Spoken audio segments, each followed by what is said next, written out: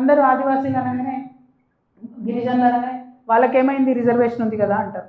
ఒక్కసారి నోటీస్ చేయండి, రిజర్వేషన్ ఉన్నటువంటి ఉద్యోగాలు సాధించేటటువంటి విద్యా అవకాశాలు ఎంతమందికి వచ్చినాయి, ఆ ప్రావీణ్యత ఎంతమందికి ఉంది, ఆ ప్రావీణ్యం పెంచడానికి ఏం చేసినాం ప్రభుత్వాల నుంచి అని ఆలోచించండి. ఎక్కడ కూడా మనకు స్పెషల్గా కోచింగ్ సెంటర్స్ కనబడట్లేదు. హైదరాబాద్లో ఒక్కటి పెట్టారు ఎస్టీస్కి సంబంధించి కోచింగ్ సెంటర్, కానీ ఎక్కడ కూడా ఏ జిల్లాలో కూడా ప్రత్యేకమైన కోచింగ్ సెంటర్లు పెట్టి గ్రూప్ 1లో, గ్రూప్ 2లో, గ్రూప్ 3, గ్రూప్ 4 మరి గిరిజనులను ఎక్కువ రావాలి, వాళ్ళకి రిజర్వేషన్ ఉంది, ఉన్నకాడికి నింపాలని ఎందుకు ప్రయత్నం జరగడం లేదు? అదొక్కసారి దయచేసి మనందరం కూడా ఆలోచన చేయాల్సినటువంటి విషయం, మనం తప్పకుండా ఆలోచించాలి. ఇప్పుడు ద్రౌపది ముర్ము గారు కూడా సమ్మర్ హాలిడేకి అని చెప్పి వింటర్ హాలిడేకి అని హైదరాబాద్లో వచ్చారు.